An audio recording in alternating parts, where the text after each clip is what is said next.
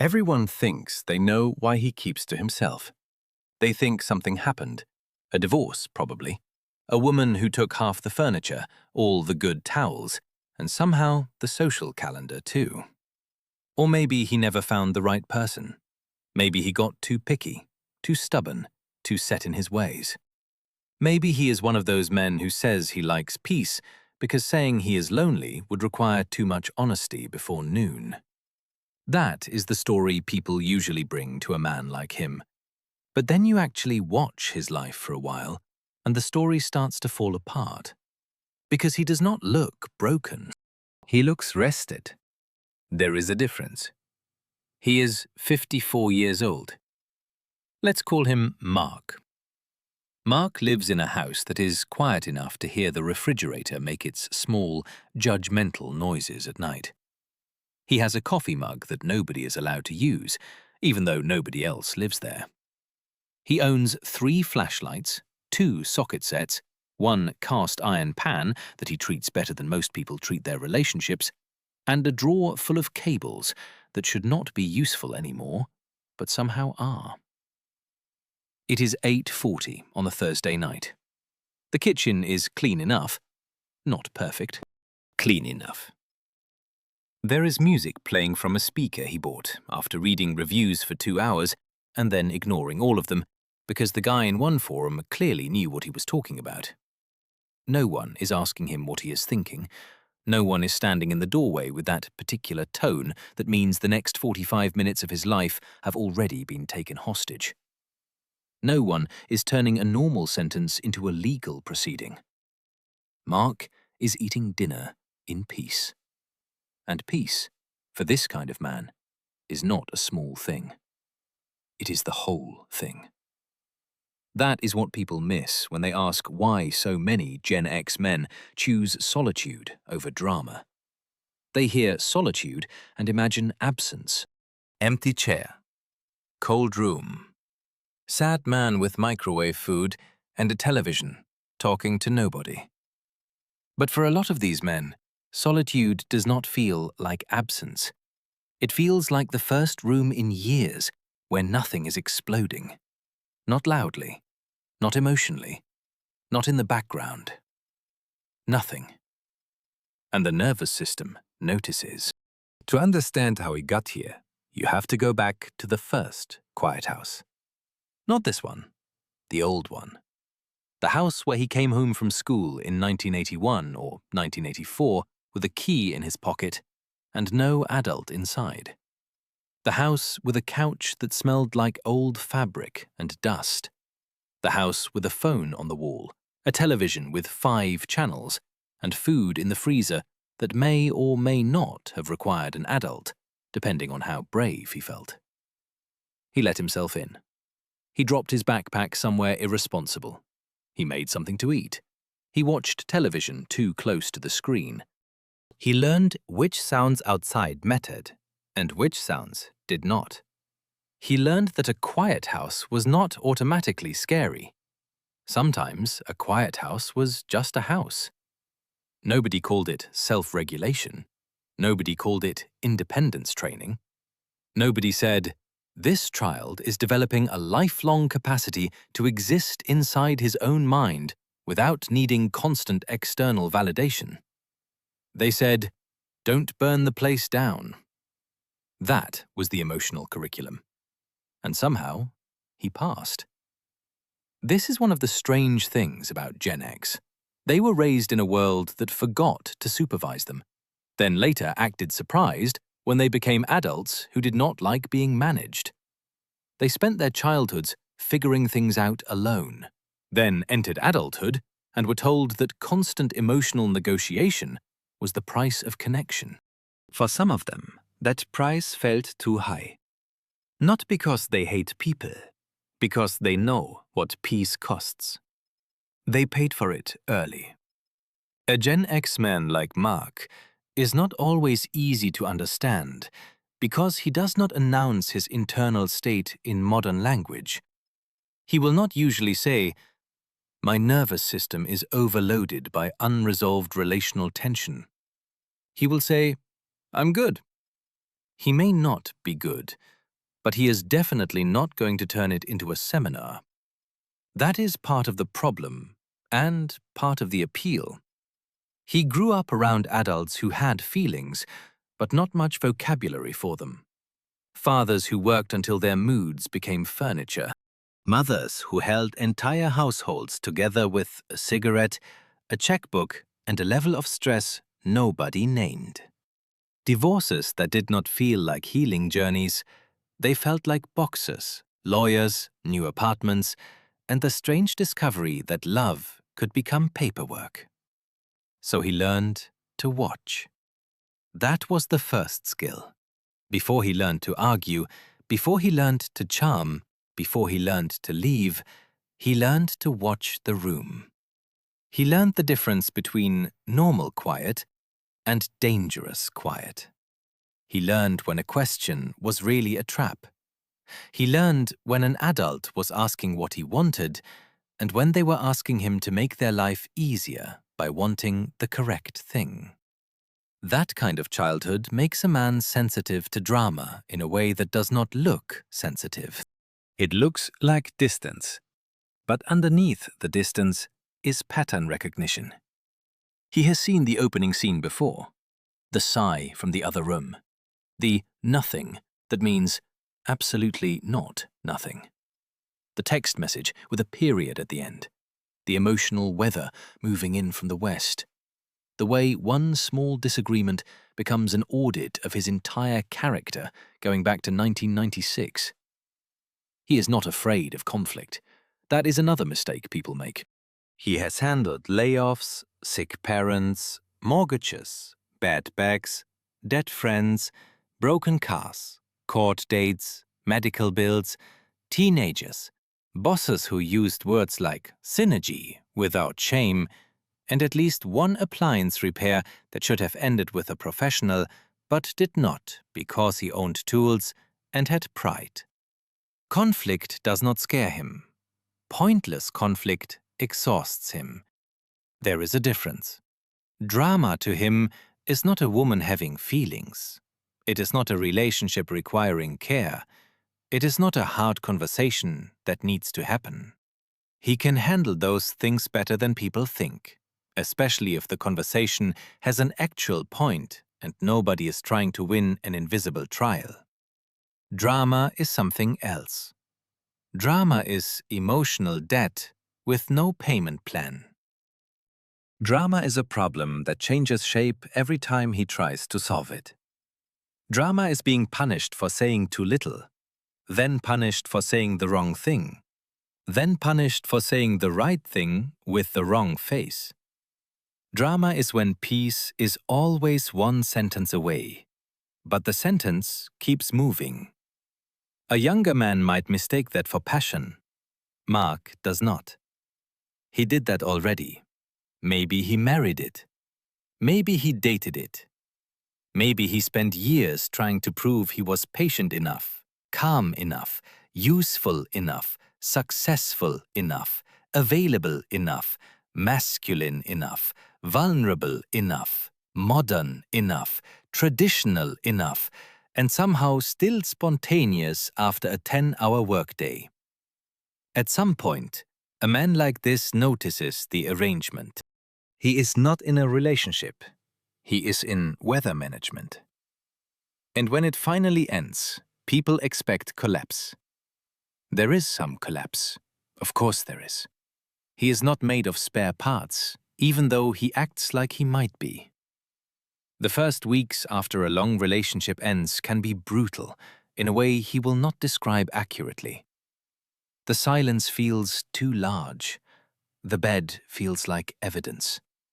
The weekends have open space in them, and open space at the wrong moment can feel like accusation. But then something else happens. One evening he comes home and realizes there is no tension waiting for him. No conversation he has been rehearsing in the car, no emotional checkpoint, no one measuring his tone, no one asking why he is quiet when quiet is simply what his face does when it is not being used for customer service. He puts his keys down. He makes food. He sits. And for the first time in a long time, the house does not have weather. That is when the change begins. Not dramatically. Gen X men do not usually announce transformation. They do not post a photo of themselves looking toward a mountain with a caption about boundaries. They just start sleeping better. They replace a hinge. They buy the good coffee. They clean one room properly and feel strange satisfaction about it. They rediscover music they used to love before every preference had to be negotiated. Then, one Saturday morning, he wakes up, makes coffee exactly the way he likes it, looks around the house, and realizes the life everyone pities him for is the first one in years that does not make him brace. That is not loneliness. That is relief. And relief, when it lasts long enough, starts to look like a philosophy. This is where solitude becomes misunderstood. Because from the outside, his life may look smaller.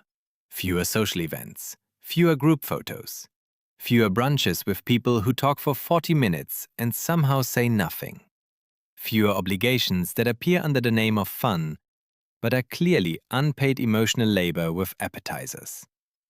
But from the inside, his life may feel larger. He can read for 2 hours without interruption. He can cook something complicated for no reason except that the process interests him. He can spend an entire afternoon in the garage solving a problem that does not matter to anyone else and feel more restored than he would after a weekend trip with 6 people, 3 agendas, and one person who keeps saying, "We should all be spontaneous," while controlling the schedule. His solitude has content. That is the key. It is not empty space. It is occupied space. Occupied by thought, by projects, by old music, by books, by a dog asleep near the door, by a smoker running low and slow in the backyard, by a half-fixed motorcycle, by a documentary about a war nobody at work should have asked him about unless they had 90 minutes free. People ask, "Don't you get bored?" He has no idea how to answer that without sounding arrogant. Bored with what? The inside of his head is not quiet just because the room is. This is why drama feels so expensive to him. It interrupts the operating system. It takes a mind that was finally moving cleanly and fills it with noise. Not useful noise, not complexity. He likes complexity. Give him a real problem, and he will sit with it for hours. Give him a machine that does not work, a recipe that failed, a system with a flaw, a historical question with missing pieces, and he can disappear happily into the work. But drama is not complexity. Drama is repetition, pretending to be depth. The same argument wearing a different shirt. The same accusation with new evidence. The same cycle of intensity, apology, calm, tension, explosion. And then the strange expectation that he should call this love, because at least it is not boring. He has learned something by now. Peace is not boring. Peace is what makes everything else possible. A man cannot think clearly in a house where he is always waiting for the next emotional ambush. He cannot become generous when he is always defensive. He cannot be present when every silence is treated as suspicious. He cannot love well when love has become a courtroom where the charges are vague but somehow serious. So he chooses solitude, not because he has no heart, because he is trying to keep one. There is a version of this man who took too long to learn that. He thought endurance was love. A lot of Gen X men did. They were raised to stay. Stay at the job, stay in the marriage, stay in the role, stay useful, stay quiet. Stay because leaving looked selfish and complaining looked weak. So they stayed inside things that were slowly making them smaller. And because they were functional, nobody noticed. That is the dangerous part of Gen X men. They can look fine for a long time after fine has left the building. They can go to work, pay bills, fix the sink, show up for the kid, answer the email, make the joke, change the tire, and still be disappearing internally in a way that produces no alarm. They were trained to keep moving, even when the movement is not life anymore, just maintenance. So when one of these men finally chooses quiet, it can look cold from the outside. It can look like withdrawal. Sometimes it is. There is a shadow side here and it matters. Isolation can dress itself up as peace. Avoidance can call itself wisdom. A man can become so proud of not needing anyone that he does not notice his world has shrunk to a chair, a screen, and a few routines that no longer give anything back. That is real, but it is not the whole story. Because the healthiest version of this man is not the one who cuts everyone off. It is the one who stops confusing access with intimacy. He may still love deeply. He may still have friends he would answer at 2 a.m. without asking many questions. He may still date. He may even have a woman in his life, maybe a serious one. Maybe the kind of relationship that would confuse younger people, because they do not live together, do not merge calendars, do not turn every meal into a referendum on the future, and yet somehow care for each other, better than half the people sharing a mortgage. That arrangement has a name now: living apart together. Mark just calls it sensible. He likes having someone to miss. That sounds small, but it is not. Missing someone means the connection is still voluntary. It means desire has room to breathe. It means he can show up because he wants to, not because the lease and the furniture have turned love into administration. He does not necessarily want the absence of women, he wants the absence of chaos. A good woman understands this faster than people think, especially one who has lived long enough to know the difference between closeness and constant access. She has her own space, her own routines, her own reasons for not wanting to negotiate the location of every object in the house until one of them dies. They see each other. They cook. They talk. They laugh. They sleep beside each other sometimes. Then they go home to their own spaces, and nobody treats that as failure. To a younger person, it may sound like fear of commitment. To a Gen X man, it sounds like finally reading the manual. Because commitment, to him, is not proven by constant proximity. It is proven by reliability, by showing up, by telling the truth, by not turning ordinary life into a stage for unresolved wounds, by being able to disagree without turning the relationship into a demolition project. He does not need fireworks. He has seen what fireworks do to a garage. He wants a pilot light, steady, quiet, there when needed. That is the romance nobody writes songs about, because it does not look dramatic enough under studio lighting. But at 54, dramatic enough is no longer the goal. This is another thing Gen X men learned the hard way. Drama often markets itself as depth. The relationship is intense, so it must be meaningful. The arguments are huge, so the feelings must be real. The making up is powerful, so the damage must have been worth it. At 25, that can feel like life. At 55, it feels like unpaid overtime. Mark is not impressed by intensity anymore. He is impressed by emotional steadiness, practical kindness, and a person who can sit in silence without trying to fix it by creating a problem. He is impressed by someone who says what they mean. He is impressed by someone who can apologize without turning the apology into a counterclaim. He is impressed by someone who does not require him to become less himself in order to prove he cares. That last one matters most, because solitude, for this man, is where his actual self comes back online. In social life, he can perform. He knows how. He has been doing it for decades. He can be polite at work, useful in a crisis, funny at the right moment, calm in the face of other people's panic.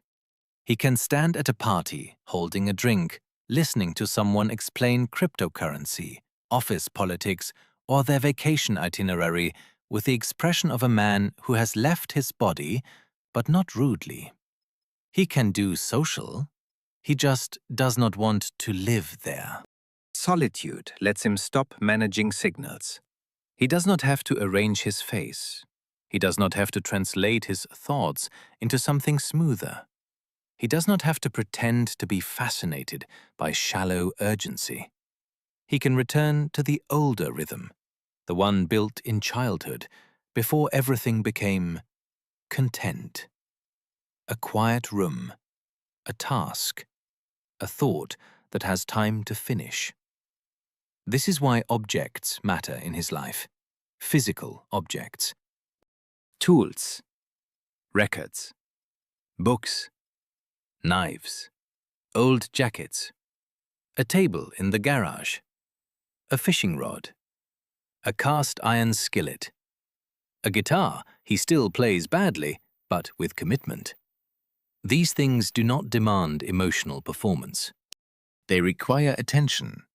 They give feedback. They either work or they do not. For a man exhausted by human drama, that honesty is medicinal. A machine does not say, "I'm fine," while clearly not being fine. A pan does not punish you for using the wrong tone. A guitar does not bring up something from 2012 during an argument about groceries. A dog may judge you, but usually for food reasons, and that is fair. So he gravitates toward things that tell the truth. Fire tells the truth. Wood tells the truth. Engines tell the truth eventually, even if they lie at first. Bread dough tells the truth. A bad measurement tells the truth. A dull knife tells the truth every time you try to use it. Drama does not tell the truth. Drama creates fog. And Gen X men hate fog, unless it is part of a concert lighting setup from 1988. So the solitude becomes structured. That is the healthy version. He has rituals: coffee, work, walk, project, dinner. Maybe a friend on Thursday. Maybe his kids on the weekend. Maybe a woman he sees because they choose each other, not because they are trapped in the same emotional weather system. Maybe a dog who has no respect for his schedule, but excellent instincts about when he needs to get outside. The structure matters. Without it, solitude can become drift. And drift is the thing that gets men like this. Not sudden collapse, not theatrical despair, just the slow narrowing of life until one day he realizes he has not had a real conversation in 11 days and somehow filed that under normal. The room got smaller, and nobody was there to notice. That is the risk. The answer is not to become an extrovert. That would be cruel and also unlikely to survive the first group dinner. The answer is infrastructure. Gen X men understand infrastructure. Roofs, wiring, maintenance, load-bearing walls. Things that fail later because nobody handled them earlier. A man like Mark does not need a tribe of 40 people chanting affirmations. He needs 1 or 2 steady connections that repeat. A table. It might be a literal table. Poker every other Friday. Dungeons and Dragons once a month. Barbecue on Saturdays.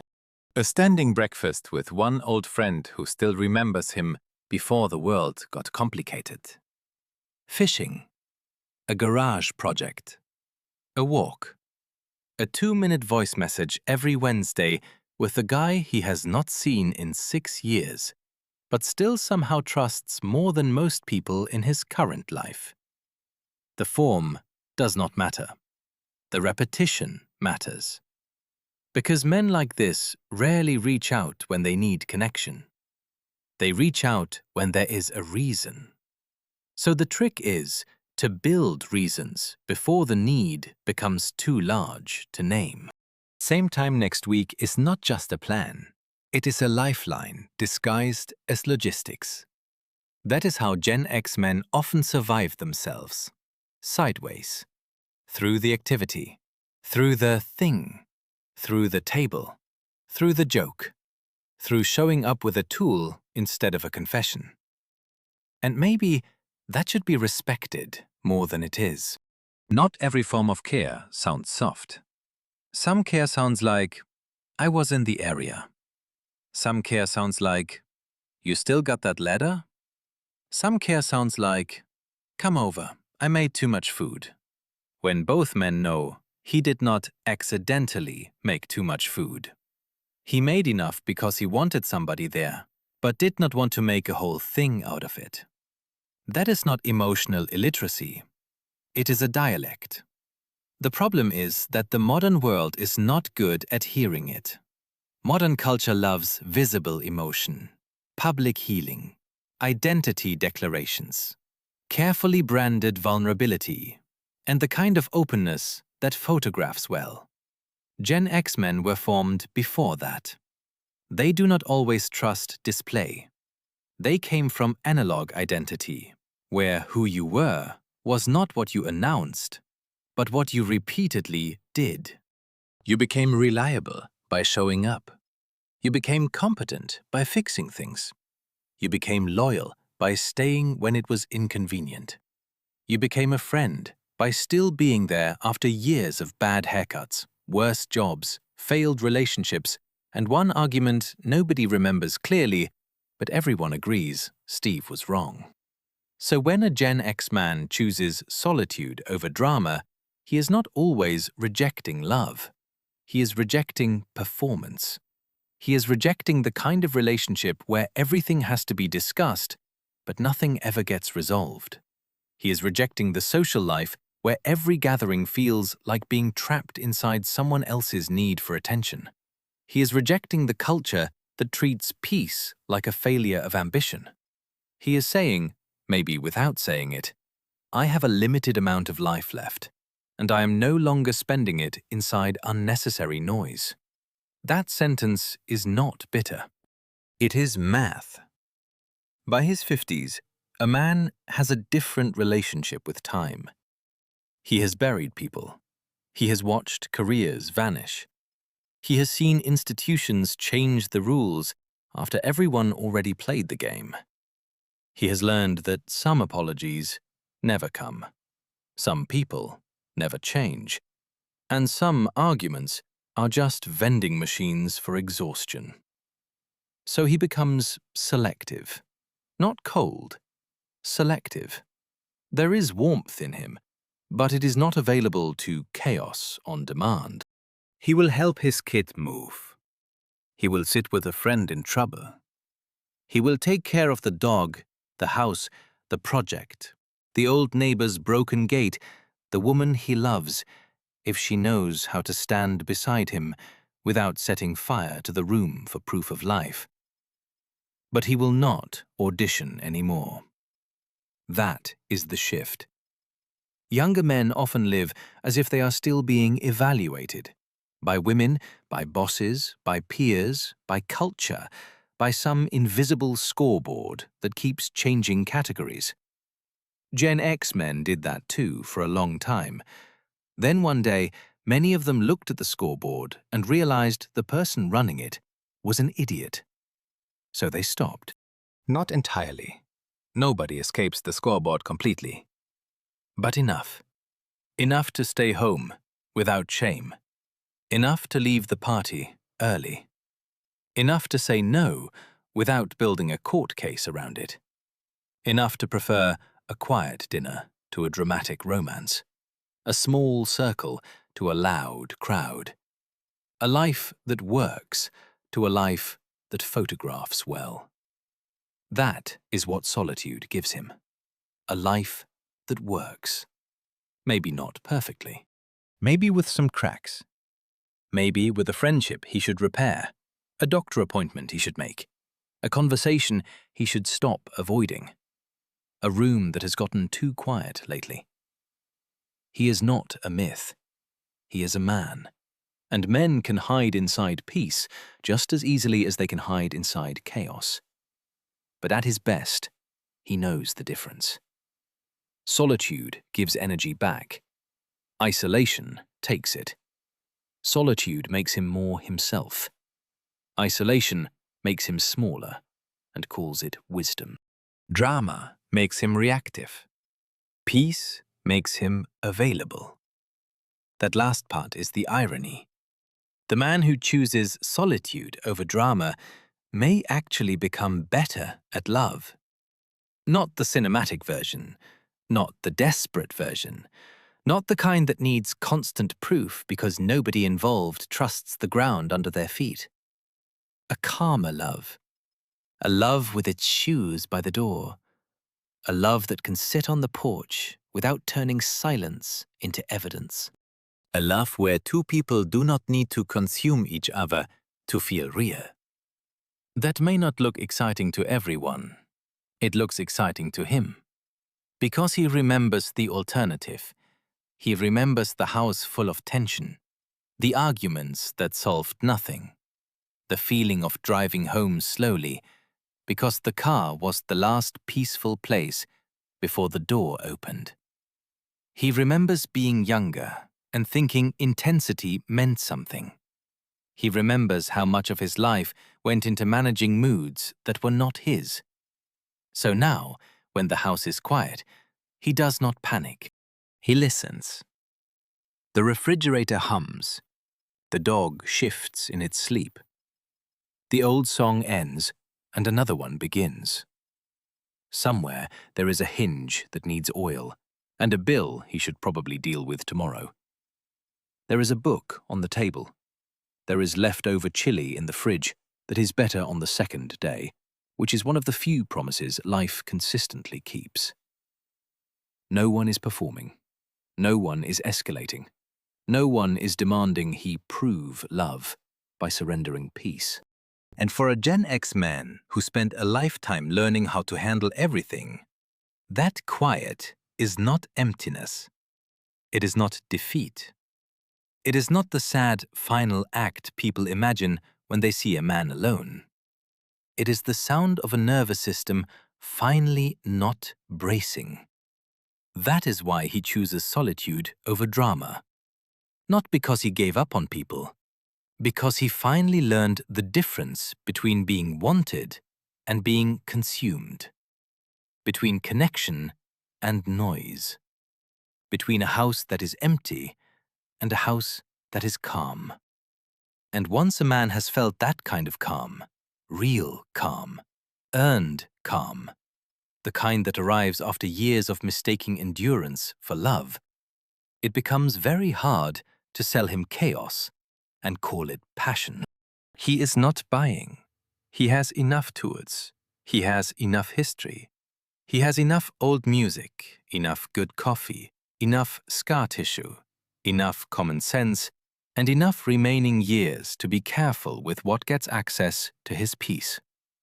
So he sits there on a Thursday night, in the house everyone thinks is too quiet, eating dinner exactly the way he likes it. The world calls it solitude. He calls it finally being able to hear himself think. And for once, nobody interrupts.